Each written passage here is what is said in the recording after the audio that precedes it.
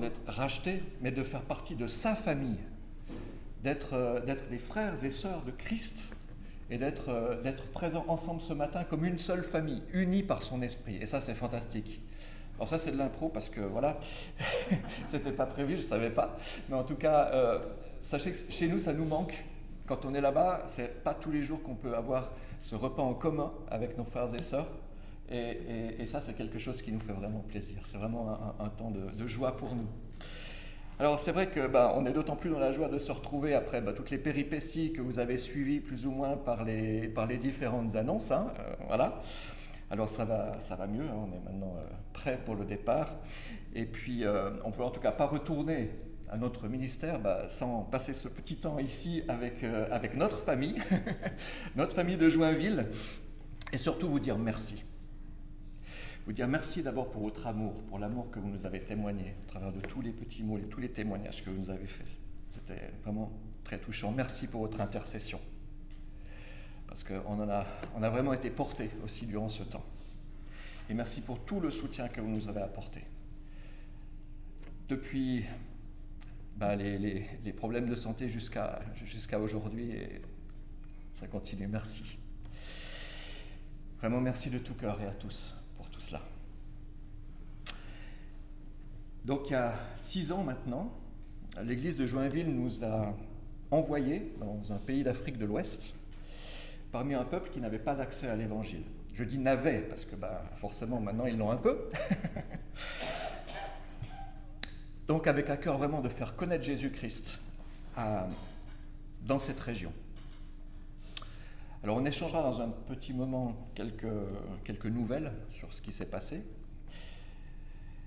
Mais avant, je voulais transmettre les salutations des frères de Guinée et vous dire combien ils prient aussi pour vous.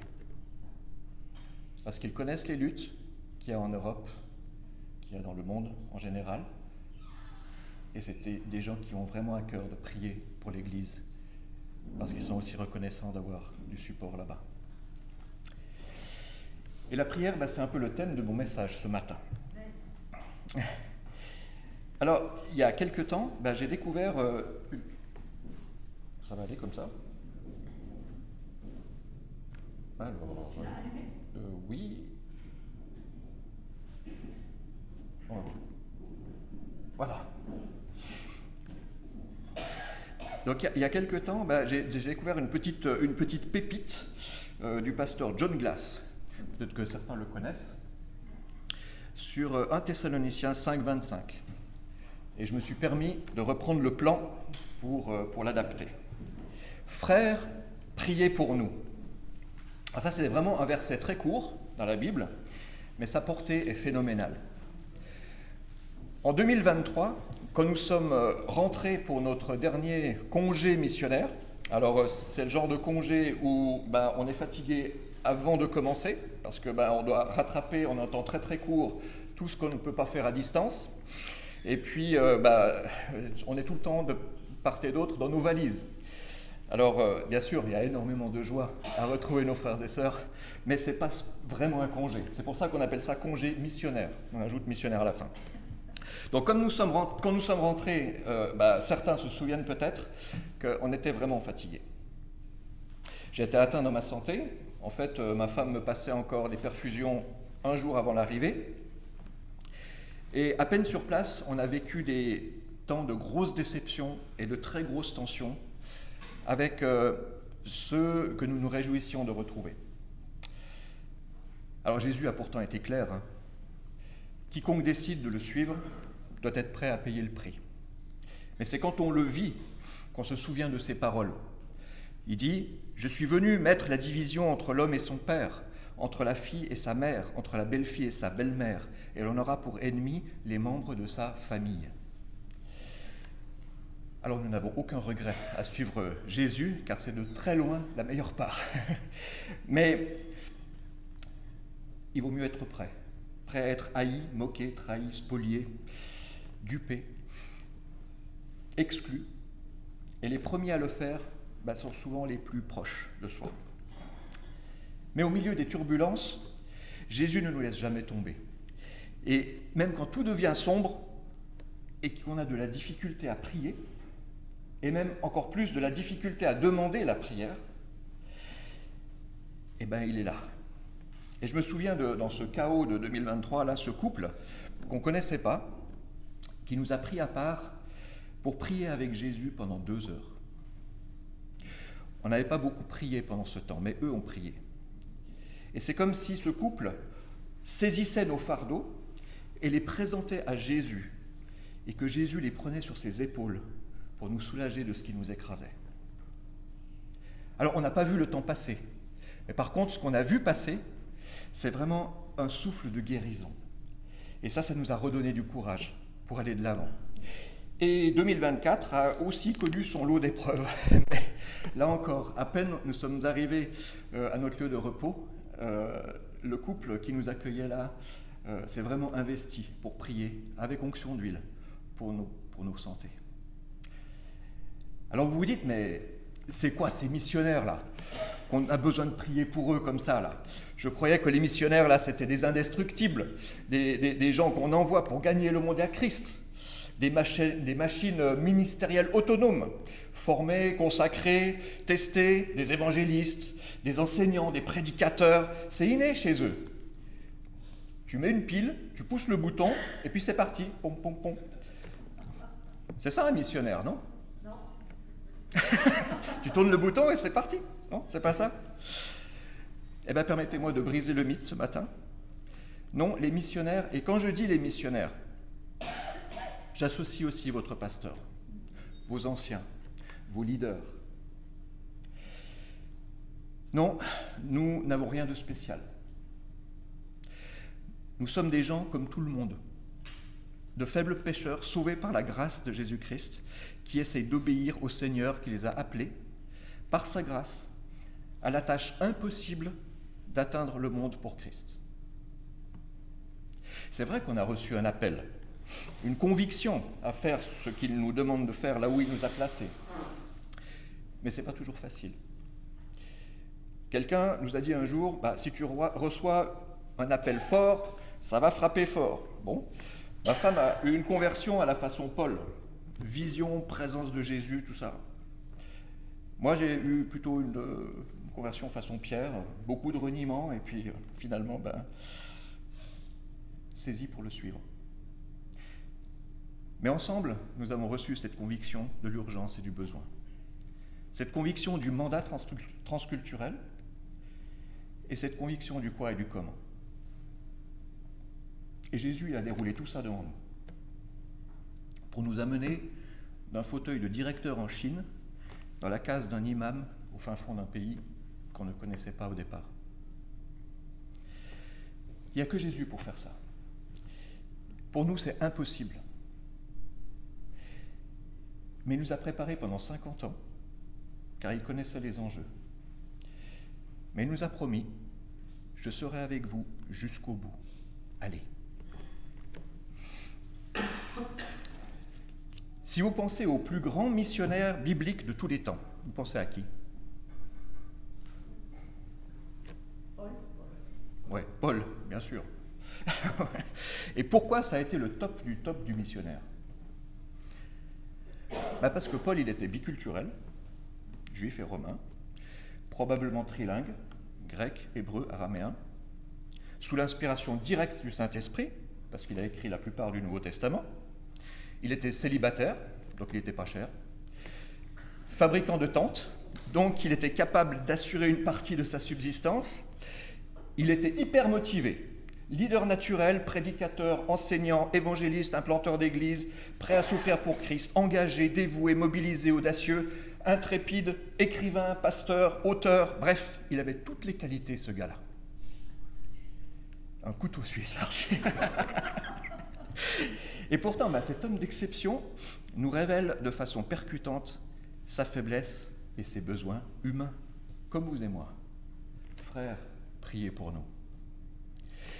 Et ce qui rend ce verset encore plus étonnant, c'est que le grand apôtre Paul demande ça à de tout jeunes convertis. Une église de Thessalonique qui a à peine 6 mois d'existence. Alors en général, on s'attendrait à ce que les croyants les plus solides prient pour les plus jeunes dans la foi. Ben non, Paul, il voit ça autrement. Pourquoi ? Parce que tout au long du livre des Actes, on voit que Paul, cette puissante machine à évangéliser, est constamment attaqué. Constamment et avec une grande violence. Paul est attaqué verbalement, spirituellement, physiquement pour l'évangile.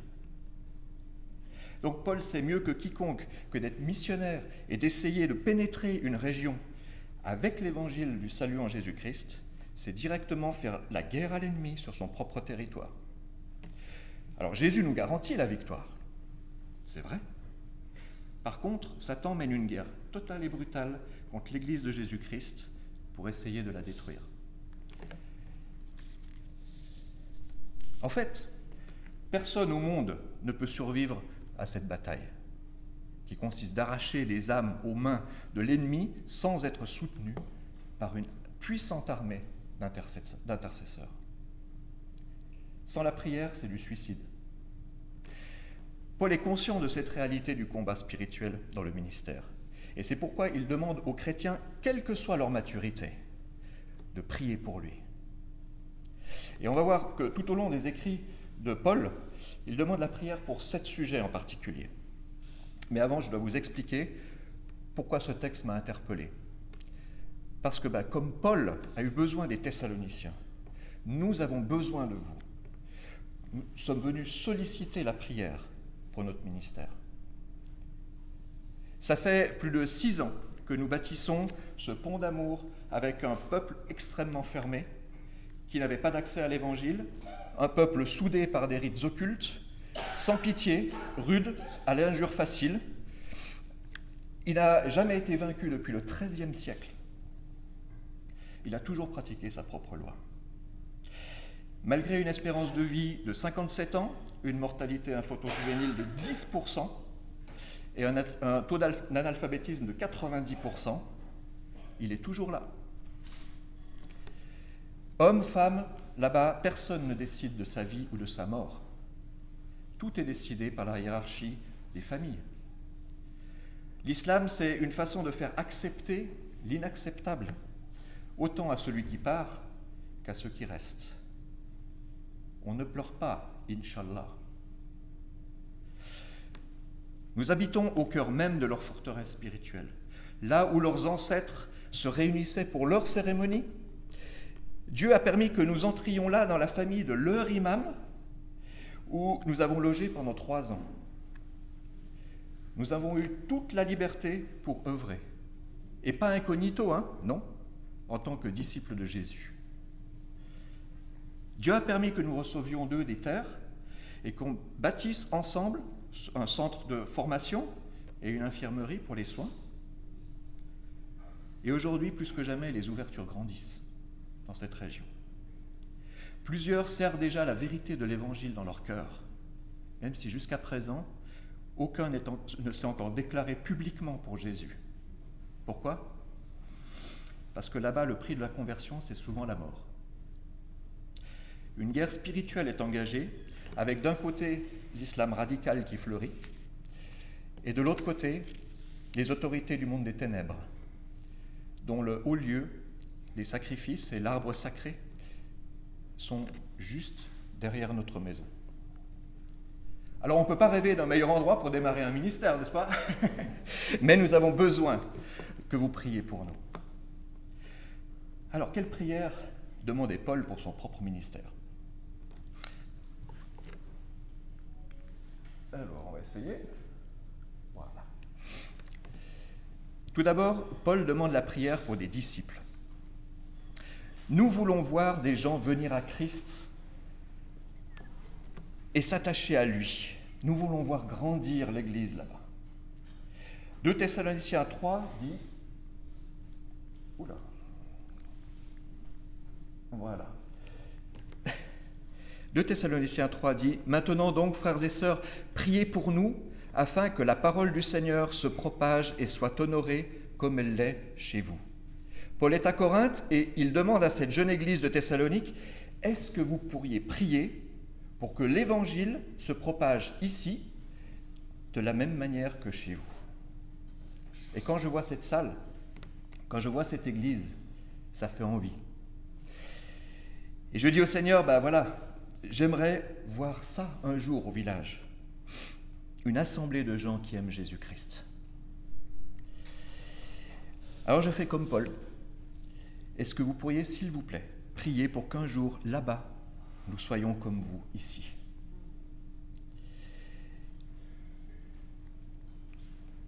Colossiens 4 dit « Persévérez dans la prière, veillez-y dans une attitude de reconnaissance. Priez en même temps pour nous, que Dieu nous ouvre une porte pour la parole, afin que je puisse annoncer le ministère de Christ, à cause duquel je suis emprisonné. » Habiter dans ce village nous donne des opportunités incroyables.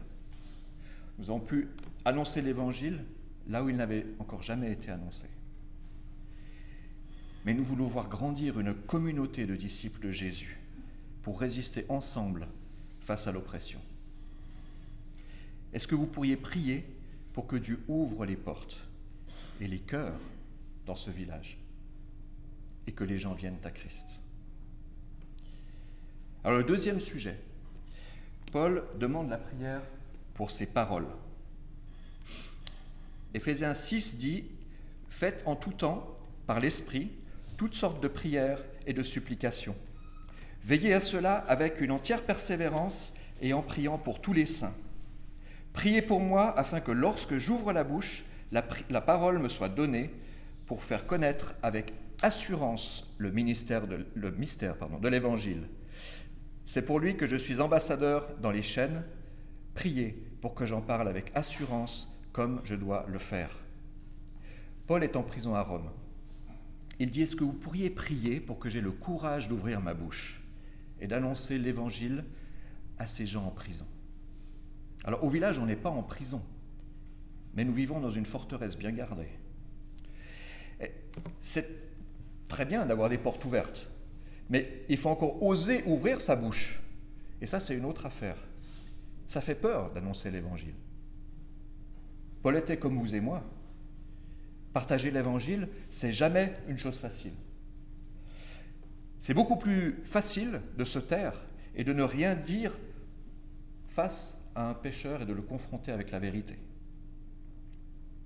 Jésus a dit « Attention, si tu ouvres la bouche, tu seras haï, insulté, persécuté », c'est clair. Jean-Baptiste, il a ouvert sa bouche, il a été décapité. Moi, j'admire son courage, mais je ne sais pas si j'en serais capable. Paul demande la prière pour du courage. Nous avons le désir d'annoncer l'Évangile dans notre village, mais nous avons besoin que vous priez pour que nous en ayons le courage. Alors le troisième sujet, Paul demande la prière pour sa protection. 2 Thessaloniciens 3 dit « Maintenant donc, frères et sœurs, priez afin que la parole du Seigneur se propage et soit honorée comme elle l'est chez vous, et que nous soyons délivrés des hommes méchants et pervers, car tous n'ont pas la foi. » C'est clair. Jésus dit « Je vous envoie comme des brebis au milieu des loups. » Satan déteste ce que nous faisons. 1 Pierre 5 dit « Soyez sobres, veillez. Votre adversaire, le diable, rôde comme un lion rugissant, cherchant qui il dévorera. Résistez-lui avec une foi ferme, sachant que les mêmes souffrances sont imposées à vos frères dans le monde. » Les pasteurs, les missionnaires sont particulièrement appétissants. Pourquoi ?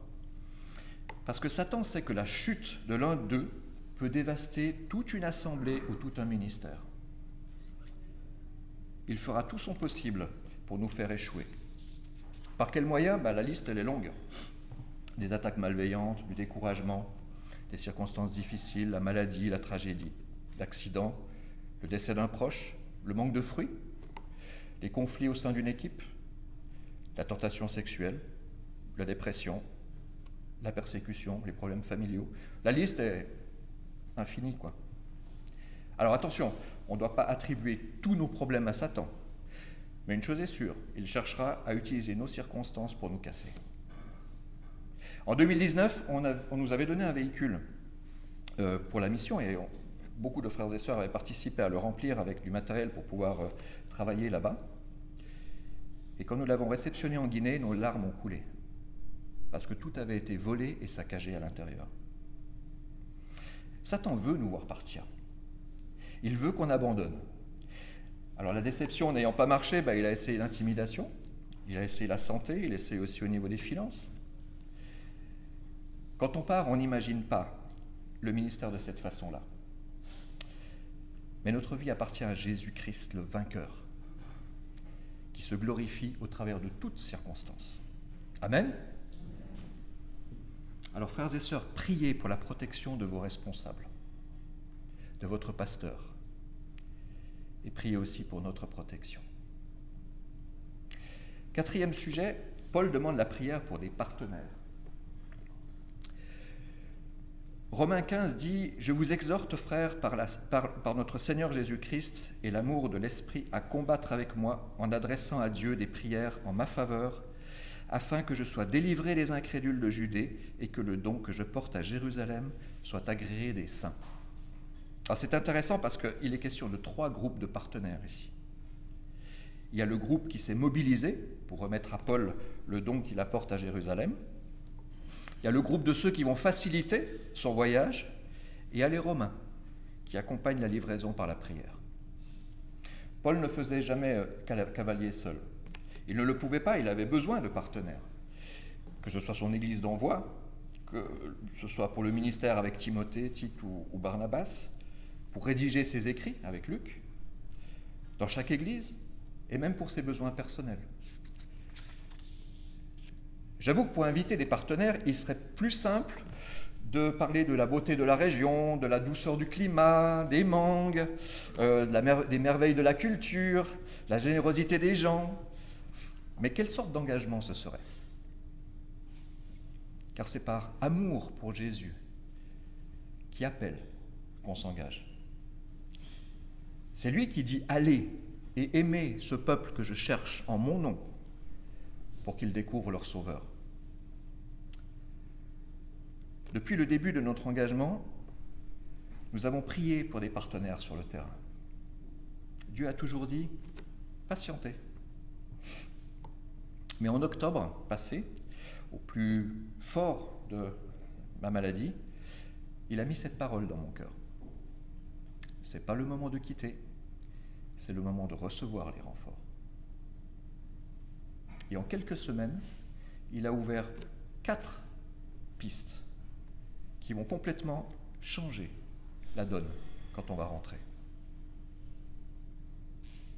Est-ce que vous seriez d'accord d'être ces partenaires qui prient pour que le maître de la moisson envoie des partenaires? Le 5e sujet, Paul demande la prière pour ses besoins. Alors, dans Philippiens 4, il remercie l'Église pour s'être souvenu de lui et pour avoir pourvu à ce dont il avait besoin. C'est une réponse concrète de Dieu à qui il confiait ses besoins dans la prière.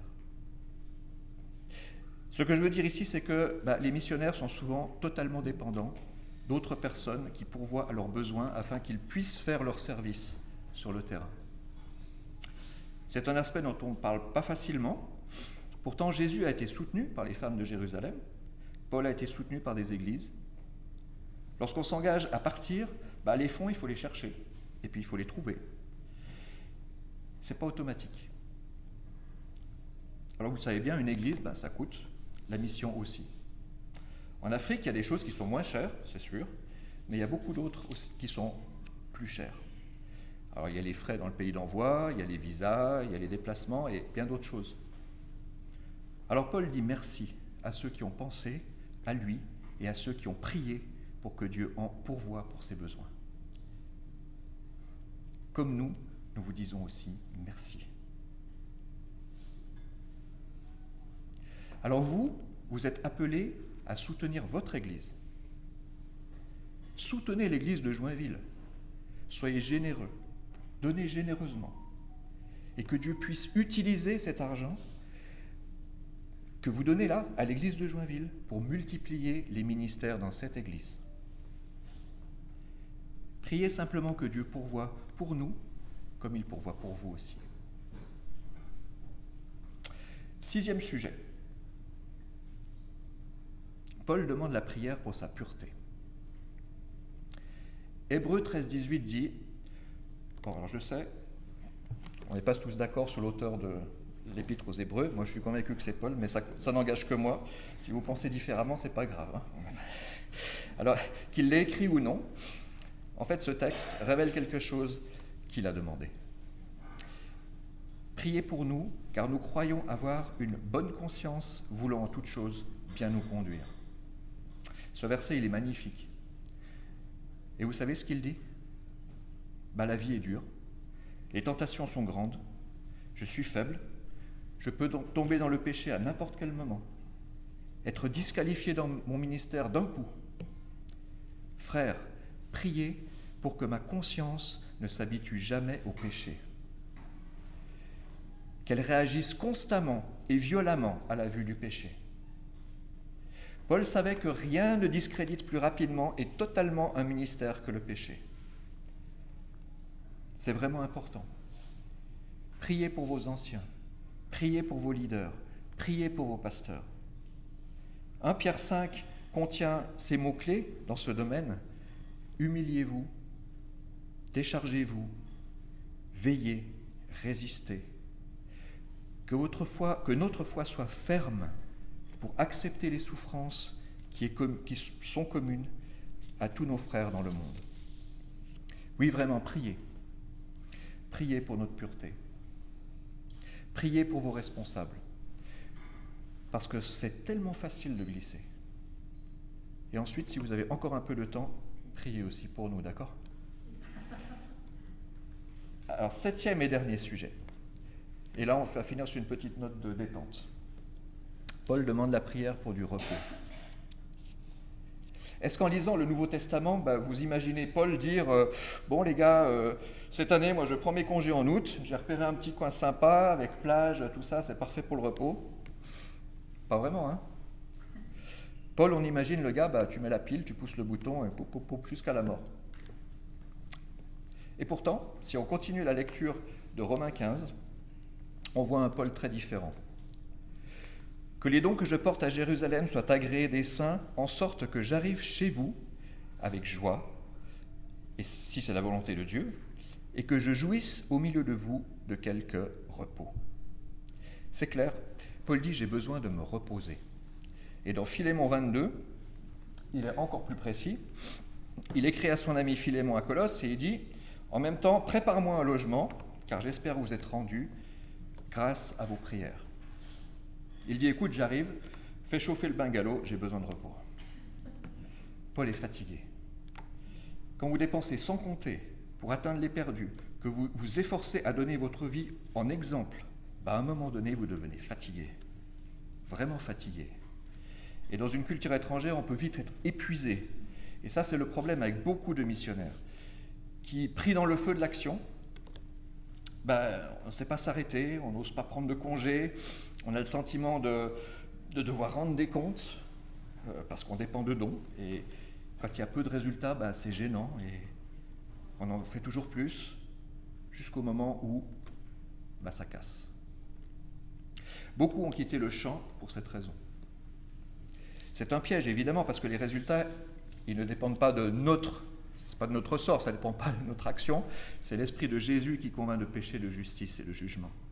Notre rôle, c'est d'être des témoins. Alors au village, c'est pareil, du lever du soleil jusqu'à parfois tard le soir, vous êtes avec les gens. Ils passent saluer, mais ils ont souvent aussi des attentes. L'intimité du couple est mise à mal. Les temps à deux sont très difficiles à trouver. Trouver du temps pour une simple tâche qui demande un peu de concentration, c'est compliqué. On essaye de mettre des limites. On se garde le vendredi comme jour de prière pour être au rythme de nos amis locaux. C'est une petite soupape pour mieux tenir dans le temps, mais ce n'est pas toujours respecté. Alors vraiment, je vous prie de prier pour vos responsables.